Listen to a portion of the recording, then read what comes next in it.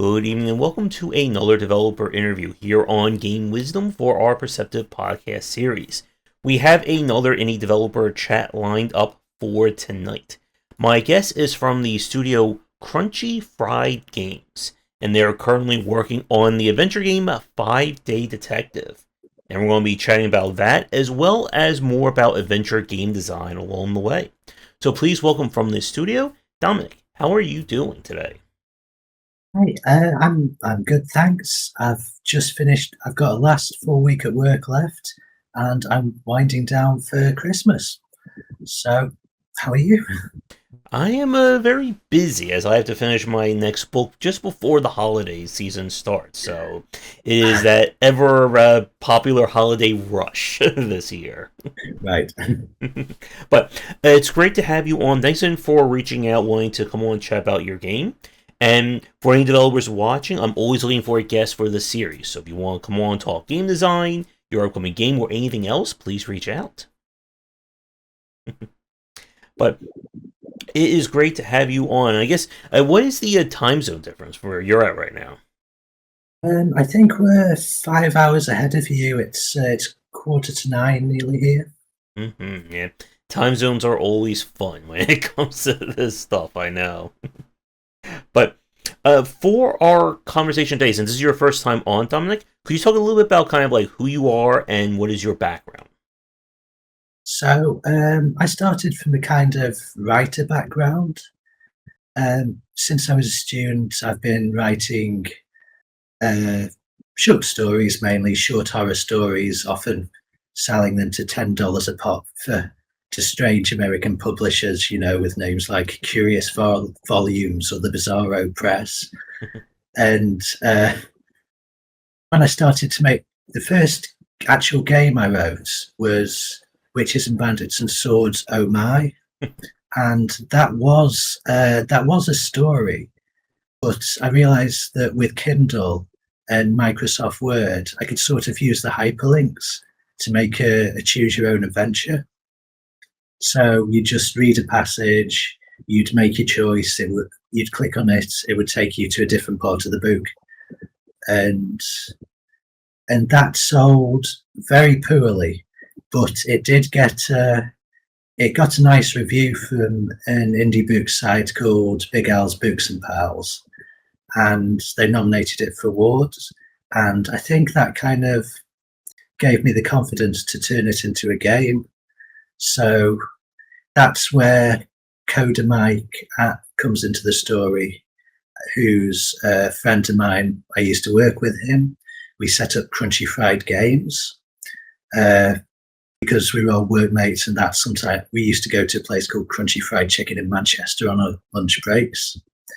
And he coded the game in Unity. We worked together. We put that out on places like Itch.io, on Newgrounds, on Congregate. Then we worked on 2 games to also choose your own adventures called Bunny Hill Horror and the sequel. And now we're working on a sort of point and click style adventure called 5-Day Detective. Nice. And I guess what attracted you to making like the point and click adventure genre? It's kind of like your first big game. I think it's sort of an ongoing process of turning the books more into playable games. So obviously with choose your own adventures, your choices are limited to clicking with the mouse, whereas this is, you've got a character to control, so it becomes a bit, I suppose, a bit more immersive in a way. And with 5-Day Detective, how long have you been working on it for? I think we must have been working on it for 4 years now, because Mike has to do all the coding afresh. I've got to do the writing. We've got to do loads of stuff we haven't been doing before.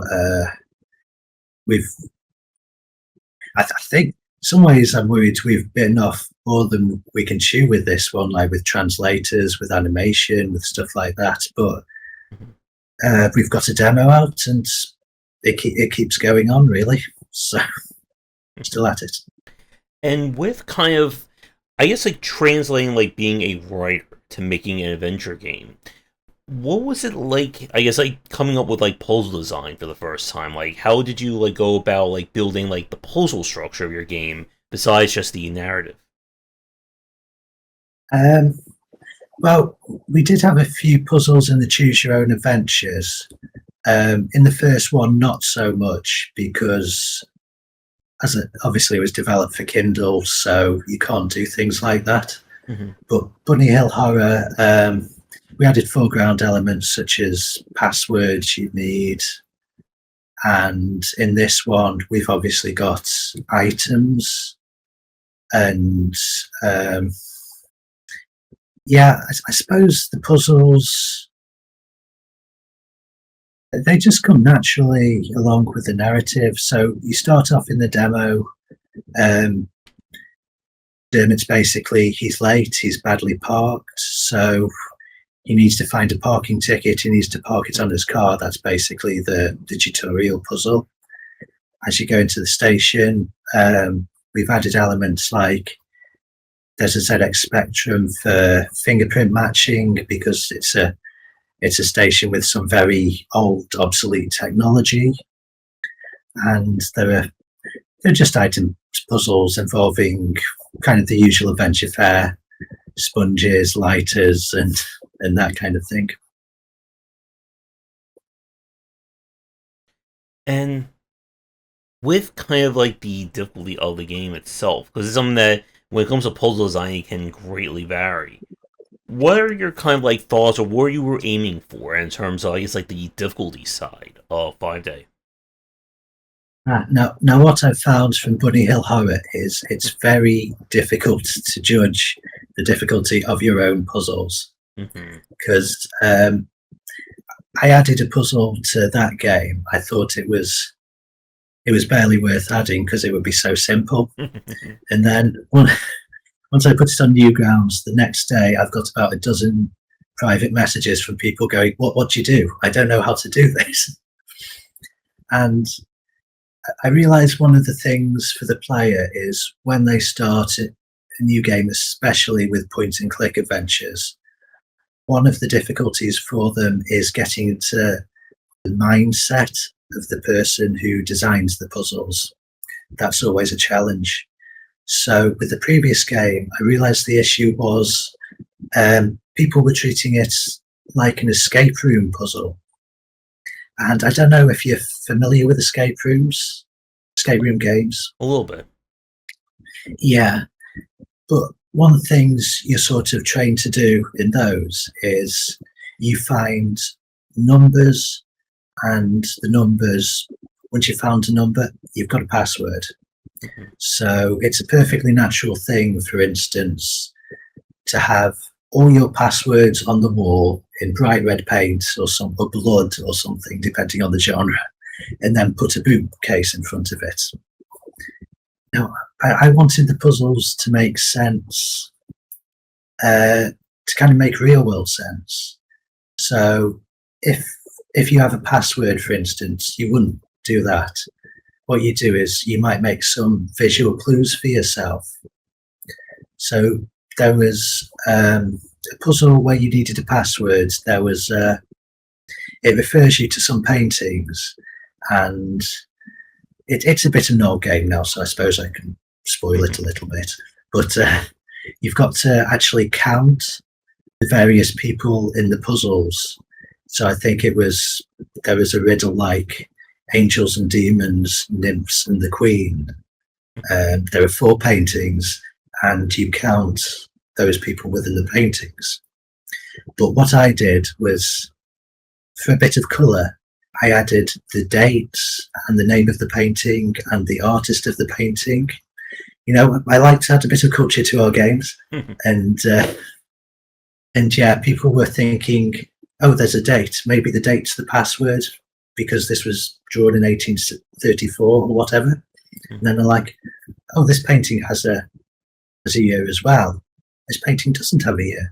So what I thought would be a very simple puzzle suddenly becomes very difficult. and people are making it complicated for themselves because they're using there's a number, the number's important sort of logic. Mm-hmm. And in the demo for 5-Day Detective, we have a puzzle that's been just driving people insane. I think you played it, didn't you? Yeah. I don't remember if you came across this or not, but the puzzle it's a very, is it called the Gordian knot, where it's just such an obvious solution that people don't even think of it, almost. In fact, they almost suggest the solution as a joke kind of thing. And it turns out that, yeah, that's actually what you do. So, yeah, in the last build of the game, we've actually added another hint to it. So the puzzle is like you go down to the basement's dark, and the first thing everyone's going to do is you can get you can steal a lighter from your colleague, you can go down, you can use the lighter, because as a developer you try and anticipate what the player does a bit. So we made it so there's an animation where Inspector Dermot Dervish, the main character, does light up, flick the lighter, but that's not enough. So you've got to do something else. And now we've got it so when you go back down into the basement, there's a line, something like, it looks like there's some light coming from the windows, but I think it's blocked. Mm-hmm. So that's the new hint that we didn't allow people before. So hopefully it won't drive people as mad in future. Mm-hmm. Yeah. And that's always the rub when it comes to puzzle design in a lot of these games. Because you'll have people, they'll approach things from like different points of logic. Like, again, like you'll have someone that if you show them numbers, they'll think that the numbers are the most important thing. If you have anything that's highlighted, or, you know, like that's the thing for me. Like, if you have like text and you have certain words that are highlighted, I'm going to naturally assume that those highlighted words are the clue that you need. And it's very hard for a lot of gamers, and again, like for developers as well, in terms of like what clues you need to give the player, or give like generally to the player, that they'll figure it out. Because again, you'll have someone who you want to tell them anything, and they will figure this thing out, you know, immediately.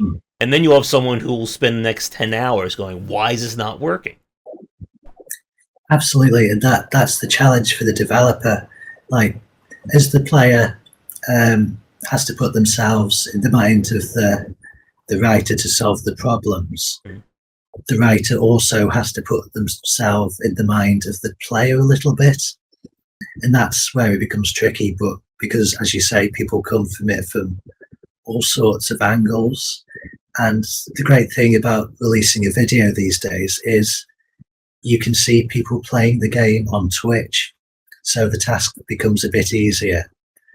And often people approach the games in just ways you don't expect. And so you can kind of look at how people do and kind of adapt the puzzles. You can kind of go back, you can make a new build, which, or you can kind of just adjust things, or maybe add a bit of dialogue for if people choose a particular option. Mm-hmm. Yeah. And some games will kind of, like, as you were saying, like about like having like you can use like a light to sort of go down there. Like they'll have like different options or different ways of solving a puzzle, but then that can lead to its own complexity of how many solutions you build into each individual puzzle. In case, you know, someone doesn't solve solution A, maybe they'll solve solution B. Yeah, I like to keep things simple. I mean, I try and make sure that the puzzles can be done in different orders. So, so there's one puzzle where you need a phone in the demo, where you need the Yellow Pages phone book, and you need a receipt from a handbag. So you've got to look at that and think, wow, what if this player gets this first? What if they get that first? generally there's one way of solving the puzzle, but you can solve things in different orders, essentially. So that becomes enough of a challenge to get it right, so it's all consistent and it all makes sense. So I wouldn't want to be doing puzzles where there are multiple potential solutions. I mean, I'm playing Zelda at the moment, and if you're Nintendo or something, you can do that. You can have you can have people make vehicles and stuff, but for simple point and click adventure game, I try and keep things as simple as possible because they naturally get complicated on their own. So start off simple is what I always think. Yep. And I'm like right now I'm going through the game La Mulana, which is like old school like Metroidvania, but with super difficult puzzles on top of that. And it has some just like the logic on that one definitely goes places. Like you need to be really keen, or just use a hint guide, which I have to use just get through it. And it is like that level of challenge, like when it comes to like adventure games or just puzzle design in general, they can be very tricky to balance because I just had a conversation with Dave Gilbert from Watchet Eye about a few weeks ago from our time chatting. And we talked so much about how, especially the adventure genre today, there's something that like push and pull between kind of like more like new school adventure games like Watchet Eye, like we saw Telltale with kind of being more story driven, and then puzzles kind of like second or third, versus again more traditional adventure games where it's more puzzle centric and then story second or third. And like the audience I think has really become like split, down the middle in terms of like what they're looking for. Personally, I tend to start with the story, with the dialogue, with the characters, but I try and use the puzzles to sort of advance that. And I always think it's the challenge to tie the puzzles in with the narrative. Like, I think you should have it so if you take a puzzle away, then the story doesn't necessarily make as much sense. So I think things like dialogue, puzzle, narrative, ideally you want them all tying in together, so they all kind of they all kind of exist. They all advance things, and yeah, I think with the genre that's so dependent on puzzles, a really bad example is I was playing a few point and clicks on Nintendo DS because I don't know if you've ever played Touch Detective, but no, but it sounds familiar. Yeah, that's it. I just stumbled across that game randomly, and it's such a cute, fun game to play. The story's good, the puzzles are good. It's obviously not one many people are familiar with, but then I moved on to this random Agatha Christie game. It might have been a version of Murder on the Orient Express, I can't remember. But I remember the first puzzle was you were certainly on a train, and it immediately gives you a maths puzzle. And I'm like, no, this isn't the game for me. It just takes you out. If it was in any way relevant to the story, then fine, but it was just completely detached from the plot. And that, for me, that just doesn't work. So. Yeah, there's like an old trope of like so many adventure games in the old days use the Towers of Hanoi as a kind of puzzle. We have to like kind of like move things around, get like the tower in like order from correct from bottom to top, and just like throwing that into any game, no matter whether it fit or not. Yeah. Slide puzzles are my absolute worst for that. Constant. It might be because I'm no good at them, but no, I can't stand them. My nightmare are the puzzles where you have to arrange things in different orders. So if you like hit the first button, it moves like 3 and 4. If you hit the second button, it moves 1 and 2. You hit the third button, it moves 3 and 1, and you have to think like 3 steps ahead and know exactly which order you want to move things in. You get those in Resident Evil puzzles, and I always end up like mashing the buttons for anywhere between 5 seconds and 10 minutes. Yeah, Now I've that's my solved those with just like dumb luck. I'm just like pushing buttons on the yeah, screen, like, oh, it worked. Like I did not plan that at all. It just yeah, absolutely. mm-hmm. Yeah, and like bring like the puzzle or fitting the puzzle to the story, to the narrative. That is definitely something that we see from a lot, especially the point and click adventure genre. And typically, I remember when I interviewed, I think it was Ron Gilbert, who did Thimbleweed, and of course, all the Monkey Island games. He talked a lot about kind of like the whole like key and lock philosophy of how you want to approach like showing the player, okay, this is the thing that's in your way. These are the items you found. How do you put one and one together? And this again, I think, goes with what you were saying a few minutes ago about kind of like the challenge of the logic of the game.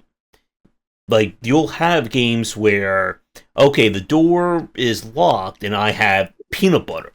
Well, I'm naturally supposed to put the peanut butter on the door to let termites come and eat it. Like, duh. Yeah, of course. So, the question I want to ask you is, in terms of, like, and I guess this also goes with, like, your background of doing writing as well. What do you like? What is your approach to, I guess, like trying to fit the story to the puzzle? Like, do you think of the puzzle first and then the story comes second, or does the story come first and then the puzzle, or some combination of the two? Um, it depends. I mean, I suppose one of the good things about the tone of the game, because that's quite important, is this is a slightly silly game. Like, it's not a procedural. So the puzzles can adapt for that. You've got a bit more leeway to make the puzzles slightly silly without being sort of, I don't know if you played Discworld, but Discworld levels of insanity. I think with me, I'll start with writing prose, and then if I'm struggling a bit with the prose, then I'll start plotting. Like, I like using mind maps and things. So you'll come to plot points in the writing that are difficult to get past, and you think of a way of doing that. And sometimes a puzzle will be a solution to that. Sometimes you'll have to change things about a character, or I mean, I suppose you can just add puzzles like in the basement, which is the puzzle I was talking about before.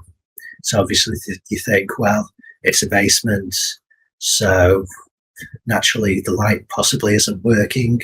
So how do you solve the light? And then you sort of tie that in. There's this character who has a lighter, but then that kind of advances things as well, because you need lighters. So where do you have a lighter? Well, how about there's this sergeant who's, because of the rules of this world, he's smoking at the police station. So you tell him off for smoking at the police station. And in future, that advances that character's personality.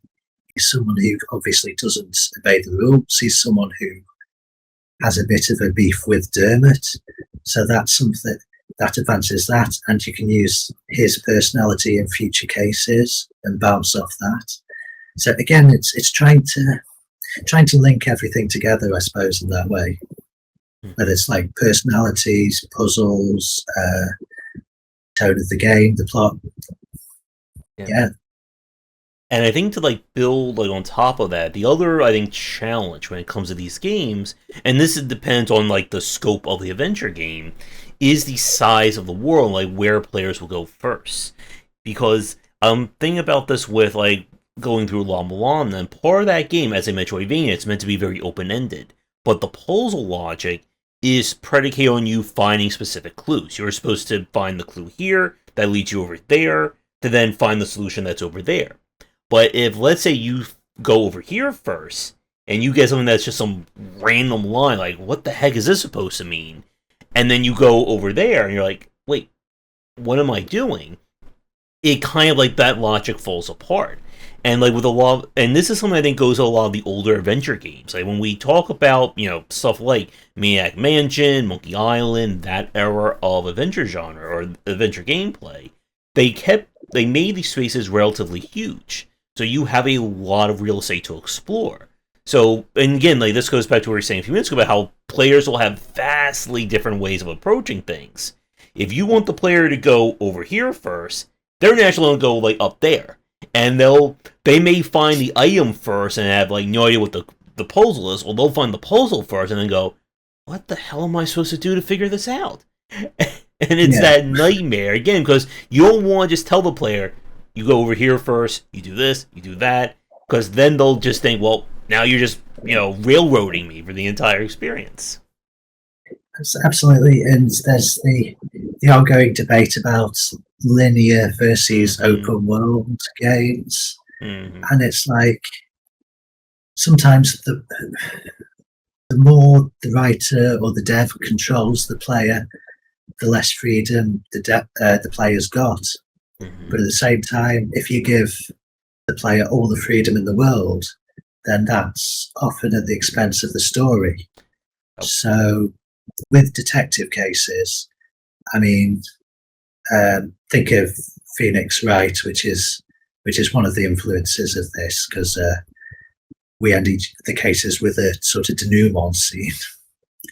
And obviously, you've got to give the player the required information to solve the game. Mm-hmm.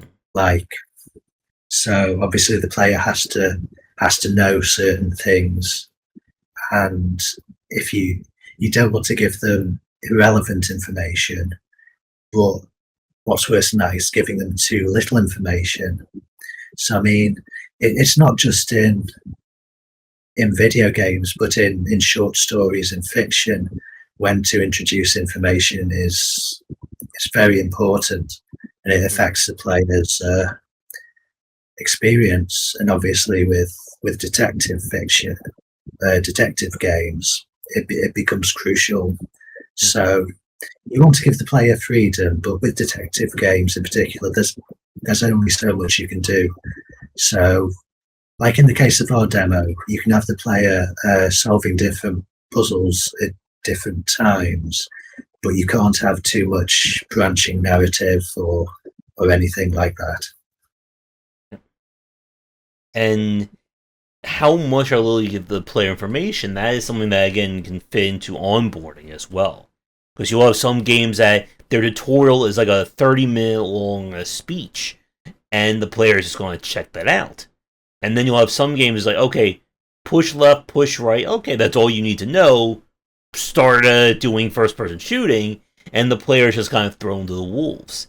And for the adventure genre in particular, this is something that again comes up time after time in terms of how much do you kind of teach the player what it means to play this game. Like I'm like as we're talking about this, like games like the Sam and Max ones from Telltale, Wadget Eye, and even some of the older adventure games are just like kind of like running through my mind.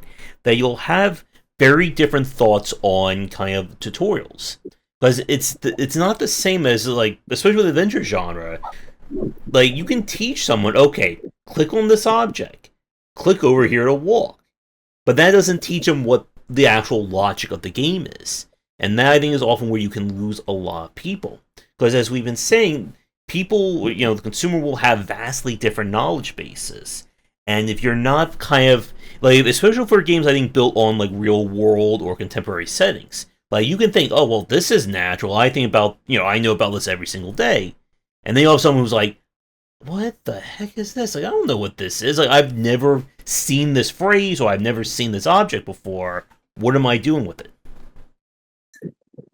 I'm very much into the throw them to the wolves camp, to be honest. I I go on my experiences where, as you say, there are phases, and there was some times when you had like the introduction was about 10 minutes of FMV and stuff. Mm-hmm. I'm someone who just wants to go straight into the game and sort of be told what to do as I'm progressing. And that kind of game, Nintendo are experts at that game design. I mentioned I've been playing Zelda, the new one. That's like sort of go for it. And when it comes to the tutorial, they immediately give you something to do, something intuitive. The Mario games are like that as well. And I think the worst thing, the worst thing I see, certainly because I play a lot of itch.io and Newgrounds games, so just often devs who are starting up and people who just immediately start with this wall of text info dump that I'm not going to read. So you just start anyway and see it, and often you just don't need it. I think the best thing you can do in terms of plot is just give the plot as and when it's needed.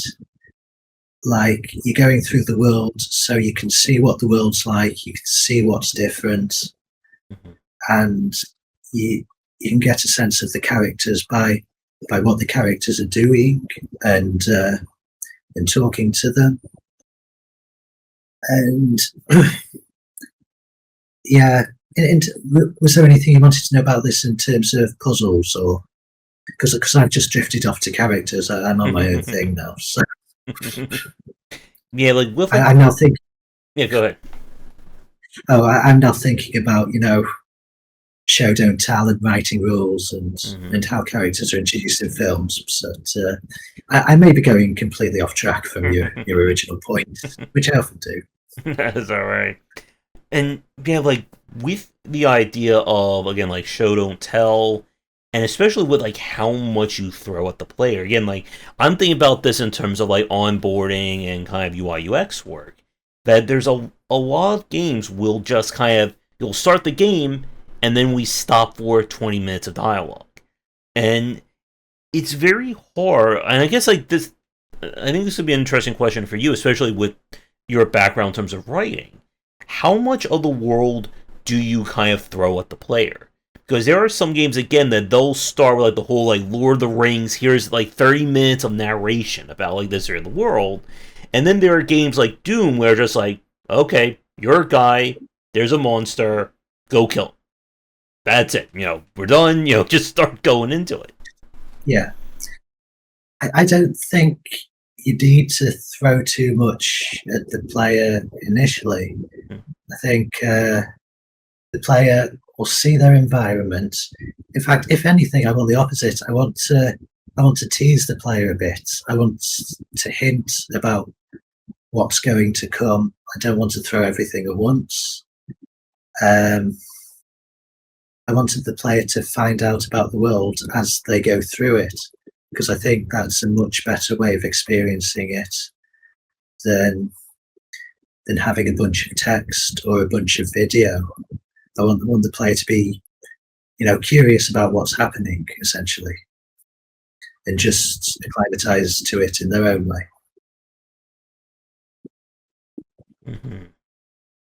And I guess like with like the world itself and like kind of like coming up with character designs. This is something that again like for adventure games it's obviously very important because whoever your character is going to be your main kind of cipher to the world itself.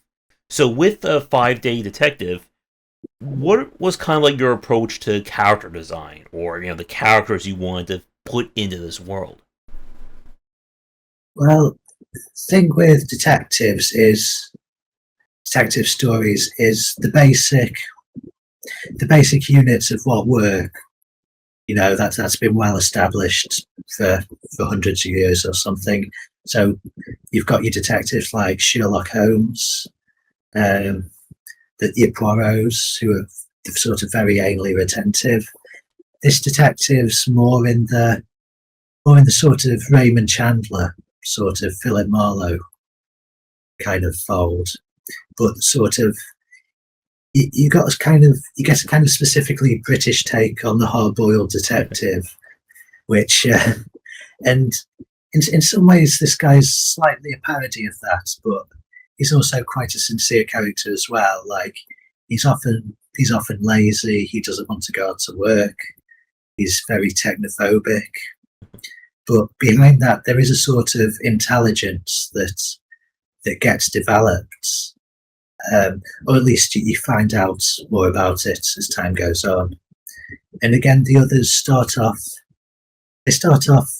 slightly caricaturish. Like you've got your superintendent Madeline Mann, who's nicknamed Madman, and she's a real ball busting sort of superintendent. But again, as you progress, you can sort of go into the backstory. You can flesh her out a bit.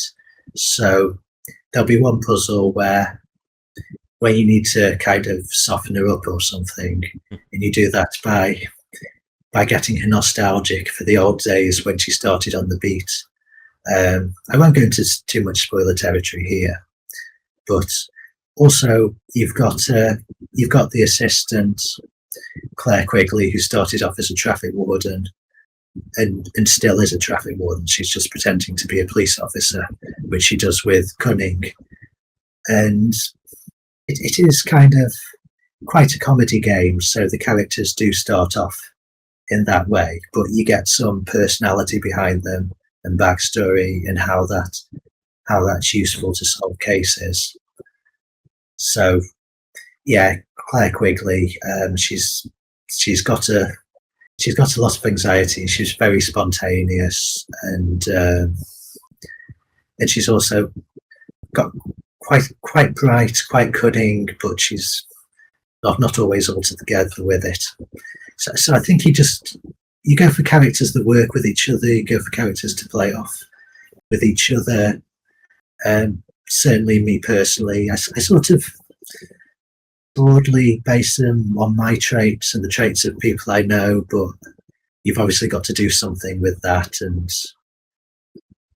get all the characters to work together within the rules of the game. So you can't have one super deep, serious character who's very philosophical, and then you've got to, I suppose it's like The Simpsons. You've got to have like the same level of caricature, if that makes sense. Mm-hmm. Yeah. Well, I suppose any story, like there's always a level of, say, seriousness in every story, and that gives the rules the characters adhere to in some ways. Mm-hmm. Yep. And it's important when you're designing characters to like give them like, some kind of like unique feature or some kind of something to make them stand out from, everyone else. You don't want everyone just to be the same stock character, maybe just with a different head model or a different clothing. Yeah. And that's one area I think like adventure games have really excelled in over the years. That again, with a lot of them being designed around someone having a strong writing background, you can get some just like very memorable and very interesting characters. Like my friend who introduced me to Dave Gilbert with the Magi games, like that really like drew me in with having just a really great variety of these characters, and with kind of designing like your like the overall experience.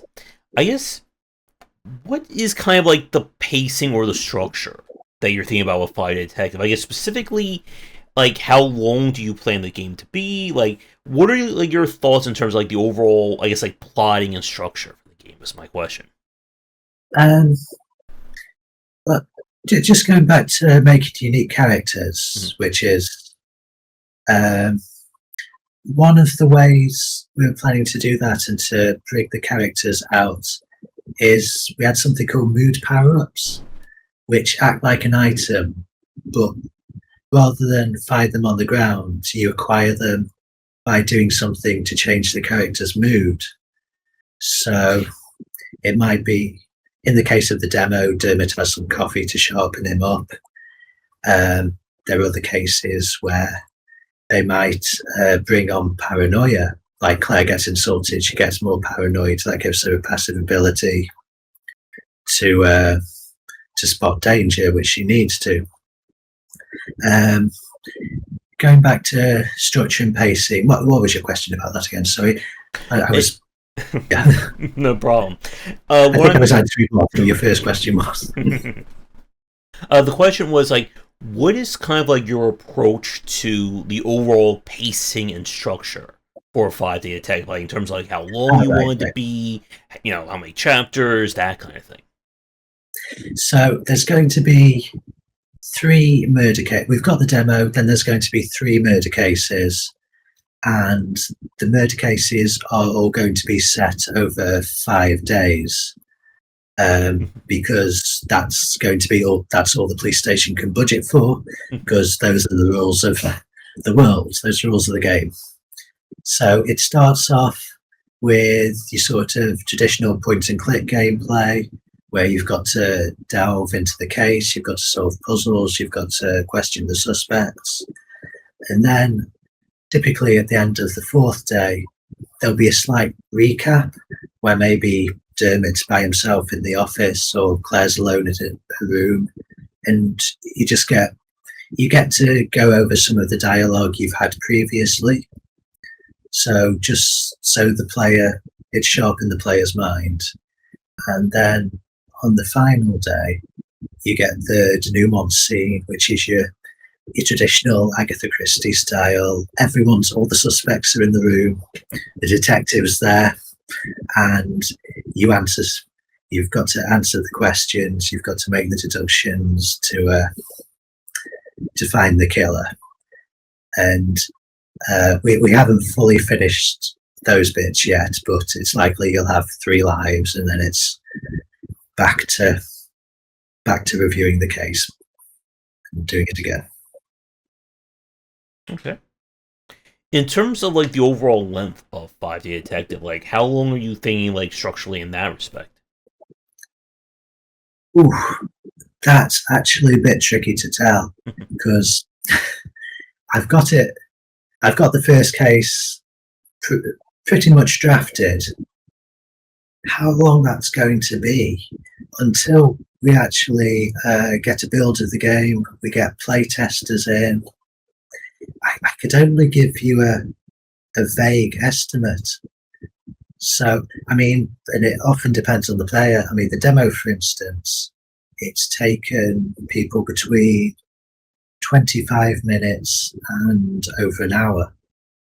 I think on Twitch, where people have chatted, it's taken over 2 hours.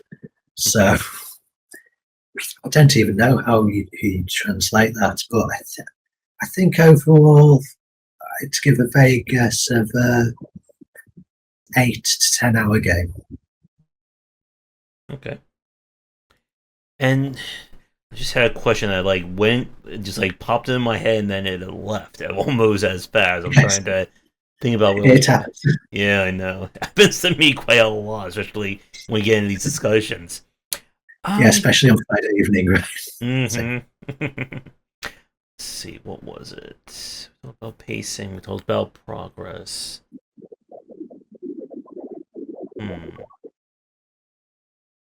Difficulty. Ooh.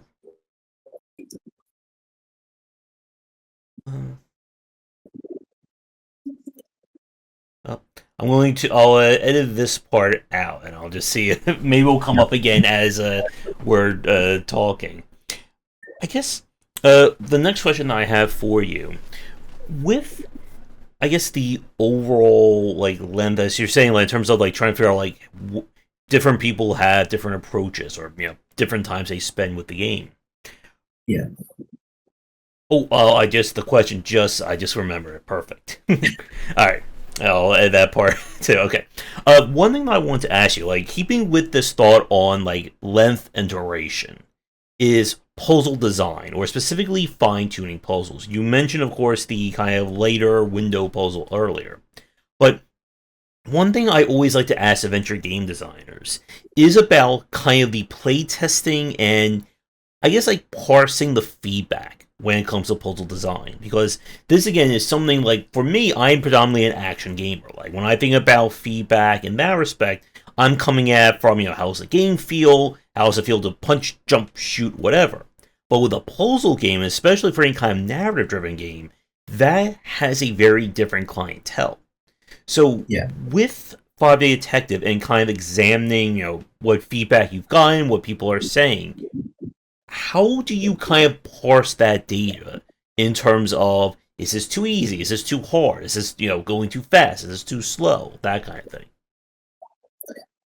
So, I suppose if one person out of 5 really struggles with a puzzle, then that's not too bad. If the other 4 do it, in some ways you go with the majority.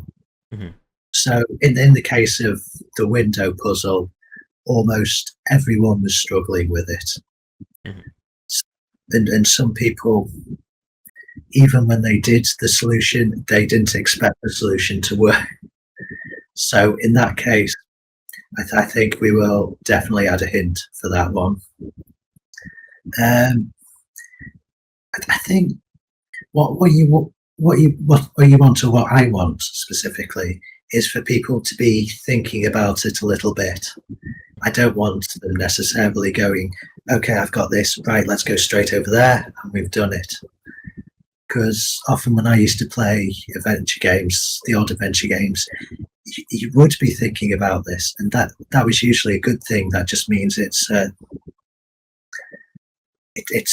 tricky puzzle, it's a head scratcher. And sometimes when you watch games on Twitch, that can be a bit bad for that. Because if people are spending a lot of time thinking about a puzzle, it doesn't look good on a stream. Whereas even if that's kind of what you want them to do, I mean, imagine streaming something like, do you ever play Wordle? Mm-hmm. Yeah, imagine a stream of that. It would be awful, wouldn't it? Like if someone streamed me playing Wordle, they'd just be watching me going like this for about 5 minutes. Yeah. Whereas that, it's still very good puzzles. It's a hugely successful puzzle game. So it's kind of reconciling wanting to have that kind of head scratching puzzle with wanting a puzzle that works well for people to watch, for people to play. Yeah. And that, I think, is a really good point, especially about how much kind of the act of consuming games has really changed in the past 14 years with the rise of streamers and YouTubers. Like, as you said, like, doing a whirl is really great if you like that kind of puzzle. Watching someone sit there and do a whirl is like watching paint dry at, negative 10 times speed. And it's something that we see, I think, from a lot of like kind of very puzzle-centric games today. That if you're tuning into watching a streamer play a game, like if they're solving every puzzle 1, 2, 3, 4, yeah, that's exciting and great. If you're watching someone for like 40 minutes struggle with, a Circle Bomb puzzle or whatever, that's not that exciting. And for a lot of people who stream, they're not going to want to cover a game that, slows down their entire stream for the next 2 hours. Yeah, I tend to reference The Simpsons a lot, but there's a Lisa Simpson's line when she's going to military camp where it's kind of like, I wanted a challenge, but I wanted a challenge I can do. And that's kind of what you need to be aiming for adventure games, because that's the most satisfying thing for a player. And as we've discussed, it's different. People have different approaches, different levels of intelligence, different cultural references. So it's going to be different for everyone. And I don't know. I think generally I'll go with my gut feeling on what's working, unless player feedback is generally anti that. And so with Case of the Basement Light, I've got to look at the feedback, and personally I can be quite stubborn, but if the feedback's overwhelmingly, yeah, we need a bit more for this, then you've got to say, okay, fair enough, I'll go with that. Mm-hmm. And when you were just talking about like watching someone like go over a puzzle, that brought back a time I was playing a puzzle game on stream and the developers watching. After I was all done, they're like, of all the playtesters and all the people who play this game, you did these in the complete opposite order of everyone else who's played this game so far. I'm not sure Yeah, if I there's took this. always one who left. Yeah, I'm not sure if I took this as a compliment or an insult. I think it's a compliment because, like, I've seen that as well on Twitch. That there's always one person who does things in a completely different way Mm-hmm. that you don't expect. And you think, oh, that's interesting. Mm-hmm. And you do think, yeah, put points for inventiveness and not doing what everyone else does. Unfortunately, in this case, like, we have it so you can do things in different ways, and it still stood up. And what she did, it still stood up. You got things in a different order, so that's fair enough. The problem comes when you do things in an unusual order and it breaks the game a little bit, or Mm-hmm. or it means the plot's all out of order. Yeah. So fortunately, we haven't had that, but I can see that could be a challenge. That could certainly get the devs running to make changes. Yeah. Mm-hmm. And especially, like, this is probably more for general puzzle games and less adventure games, but if the players solve something completely unconventionally and they don't learn kind of the rules for what they were supposed to pick up from that, then they'll go to the next puzzle and be like, I don't know what I'm doing. Like, I did like this. Why doesn't it work like that over here? And, like, it's a very, I think, tough line to walk in terms of, again, like, the order and the approach that you want someone to be, like, trying to, like, again, solve this puzzle, learn how the world works, and keep them all engaged at the same time. And yeah, there's this quite famous video on social media about the QA tester who's giving someone a wooden board full of different shaped holes, and they're watching them as they put the different shapes, every single shape through the same hole. And obviously, that's not what you want to do. I think you've got to keep a consistent logic in some ways. Mm-hmm. Like, once you've established the rules, as we've said before, like, there's a challenge about the player getting into the writer's head a little bit. But once those rules are established, I think you basically stick to those rules and don't throw anything that belongs in a different game. Or you've got to keep a consistent logic once the logic's been established, and then it'll work itself out essentially. Yeah, and I think that's one area where a lot more like fantasy or fictional based worlds do kind of make things easier because everyone's approaching a fictional world at zero. Like, we don't need to worry about, oh, does one person understand how fire magic works? Well, no one understands how fire magic works, so everyone's going to approach things the same way. But, like, an example I always go back to is, like, what if we have a chemistry puzzle? Like, to someone who, remembers high school chemistry, yeah, it's probably easy. If you completely have no memory of what that was, how's a player going to learn that? And then we go into, like, what do you kind of bring to the game to kind of, like, guide the player to those points that you want them to learn? Yeah, I think puzzles that rely on real world knowledge too much, I try and avoid those. Like, I wouldn't have a chemistry puzzle or a chess puzzle or a puzzle that requires a player to understand French, unless there were clues in the game that would get an absolute beginner to reasonable knowledge they need to solve that puzzle. Mm-hmm. Like, I think general knowledge for me is the worst. For me, that things like that don't really belong in point and click games. I think you should be able to get your knowledge from the world that is created. Mm-hmm. Yeah.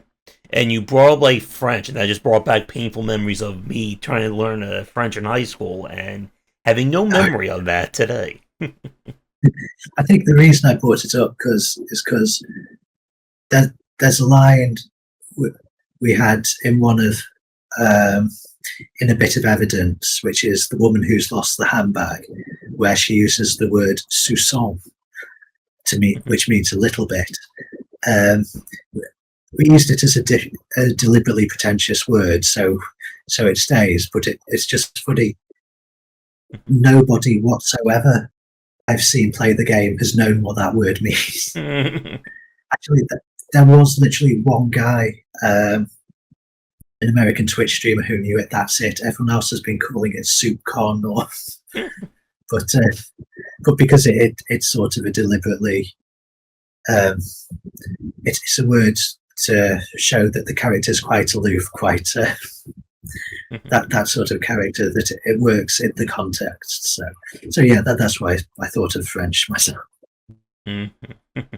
With that said, before we kind of get into like our final set of questions for tonight, Dominic, anything else regarding developing Five Detective, the story, the writing, anything that we didn't touch on that you would like to bring up? Oh, there's a ton of stuff, but I think we can leave that for another day. All right. So I guess I'm trying to think if there's any kind of like last minute design questions. So while I'm trying to remember those in the back of my mind, for you and for people listening to us right now or watching us record it, in terms of development of 5A Detective, do you have any like estimated idea or thoughts on like when the game will be released? Times there are some places I've been required to put an estimated release date. I've gone for December 2025, but to be honest, your guess is as good as mine. So, yeah, I would advise anyone who's interested to wishlist the game, of course, which is what I think all developers need to say at some point. And you will get updates, or of course, you can follow us on Blue Sky, which is I think how I came across your Game Wisdom page as well. So. Yep, I'm on there now, and for those of you watching, it is the same name as what's up there for my Twitter X account. So be sure to follow me there. I guess for Fight Detective, are you planning on releasing on any other platform besides Steam? I'd like it to work for mobile and tablet. Currently, it's just laptop game, but and also as many places as possible. Really, Switch I'd love a game on Switch.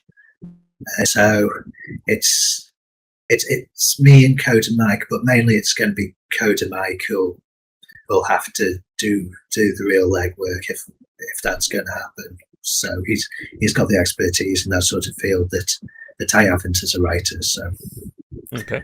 So hopefully we'll get that sorted. But, it'll be a challenge, of course. Oh yes. And here is the question that always brings a dread to every developer I ask them: have you given any thoughts to what you will be doing next after 5-Day Detective is done? No. I can answer that very quickly. Yeah. That's usually it's one of two responses: either "oh yeah, I have the next 3 games in my mind lineup," or "no, I have absolutely no idea right now." Let me see if there's anything else. I guess one question just popped into my mind in terms of voice acting for Fire Detective, and just like having voice acting in games in general. What were kind of like your thoughts, or like, I guess in terms of like finding the right voice for the characters in 5-Day? Because again, some games will just use text, some games just use like generic, like barks, or some will just have like like the text noise be the quote unquote voice of a character. I would love to have full voice acting, but I think if the voice acting isn't ideal, it can actually make the game worse. So we haven't done that for now. It's all text essentially. We did think about voice effects, things like Simlish in The Sims, or just representative speech. It did try a few things, try a few effects, but none of them quite worked. So instead, we're using different piano tones to represent the different characters. And one thing I've tried to do is use different intervals depending on how well the characters get on. Whether that's worked or not, I don't know. So, but that's the approach we're going with at the moment. It might change, and if we find a good way of representing speech, certainly we'll add that. But for now, this is our current approach that we're doing. You'll want, if I keep thinking of questions, we'll be here for another 2 hours. But there is one more design question that just popped in my head that I want to ask you about. Kind of to like tie this all in terms of progression, how the game develops. One aspect that I see in terms of adventure game design is that there's kind of like two different like philosophies in terms of like how you keep adding or keep developing puzzles in an adventure game. One is kind of this idea of escalation of progression, that the puzzles become more complicated, they become more involved as the game goes on. The other way is that each puzzle is inherently a one-off. That, okay, you solve the puzzle over here, this next puzzle is going to be its own, different beast, so you're not requiring the player to kind of like get good at puzzles that, go from A to B to C. With 5-Day Detective, with kind of like the narrative and the structure here, what kind of have you given thought, like what is the approach to like the puzzle designs or like puzzle progression as the game goes on? So the approach is, it's not a learning curve. It's not they'll get progressively harder. Like, my aim for puzzles is to just make them interesting, and as we said, tie into the narrative. So the puzzles will be different. They'll give a different creative challenge. Hopefully, they'll require you to do things you haven't quite done before, but within the rules of the game. But no, it's not going to be the puzzles get progressively harder. I mean, after the basement window puzzle, they couldn't get progressively harder, to be honest with you. So yeah. All right. So, to wrap things up then, in terms of social media, besides, as you're saying, on Blue Sky, any other places, links, whatever, that people can find you at that we can talk about? We're still on Twitter. That's dying a bit, I think. We've got, we've got our own website. If you just Google Krunchy Fried Games to find it. We've got a YouTube video. We've got a YouTube channel that we didn't actually put much on at first, but now with this, we're finding it more and more useful in terms of trailers and walkthroughs. And we've got a German walkthrough from a Twitch streamer, which is great.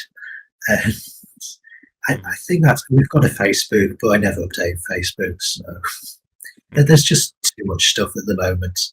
So I think mainly we're settling on the website Blue Sky, and of course there's as well as our Steam, there's the itch.io page, which has all our own Choose Your Own Adventures, which are free to play. So if you like Choose Your Own Adventures, then please pay Krunchy Fried Games for this. Okay. So I think with that, my last question for you for tonight, Dominic, is do you have anything you would like to say to any fans watching? Any final thoughts on adventure design, 5-Day Detective? Just anything to take us out for tonight? I'd love to be able to end on a great note of philosophy or something like that, but no, I'd say just please play the demo, please wishlist, please follow, and if you have any questions, go to our Blue Sky and feel free to say hello. All right. So with that, we will wrap things up for our cast. So again, Dominic, thank you again for reaching out, and best of luck with finishing 5-Day Detective. Thanks. It's been great to talk to you. Yep, and if you're free for the future, we can always have you back on for another conversation. Certainly, yeah. So, for those of you watching this right now, again, you'll find links to all my stuff down below. Do the YouTubing stuff, buy all the copies of the books, and maybe at some point I'll do a point-and-click adventure book as well, and then we can really talk a lot about puzzle design and the story there. And again, as I said at the start, if you are a developer working on a game, do you want to just talk game dev or any other topic like that? Please reach out. I'm always looking for guests for future shows.